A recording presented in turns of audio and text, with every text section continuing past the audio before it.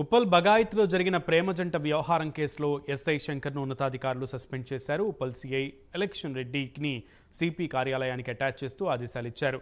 Uppal in charge సిఐగా మన్మథ కుమార్కు బాధ్యతలు అప్పగించారు.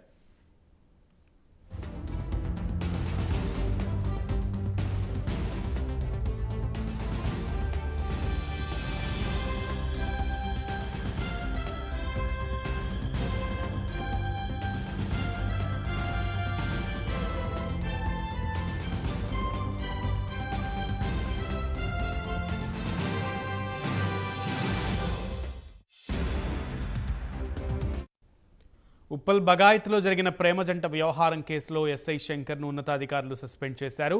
ఉప్పల్ సిఐ రెడ్డిని సిపి కార్యాలయానికి అటాచ్ చేస్తూ ఆదేశాలు ఇచ్చారు.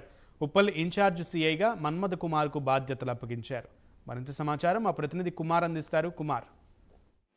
Thank you Sunil. ఉప్పల్ బగాయత్లో ఏదైతే ప్రేమ జంట వ్యవహారం కేసులో ఎస్ఐ శంకర్ను అయితే సస్పెండ్ చేస్తూ కూడా ఉన్నతాధికారులు ఆదేశాలు అయితే జారీ చేశారు.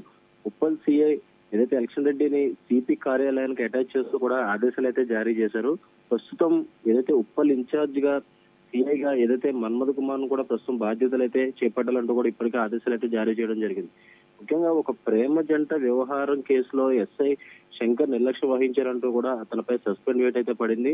ముఖ్యంగా ఏదైతే ఉన్నతాధికారులు ఏదైతే శంకర్ అయితే ప్రస్తుతం సస్పెండ్ చేస్తూ కూడా ఉత్తర్వులు అయితే జారీ చేశారు. అలాగే మరొక పక్క ఏదైతే సిపి కార్యాలయానికి అటాచ్ చేస్తూ కూడా ఏదైతే ఆదేశాలు అయితే జారీ చేశారు. ప్రస్తుతం ఏదైతే ఇన్ఛార్జ్ సిఐగా మన్మథ కుమార్ అయితే బాధ్యతలు చేపట్టారు.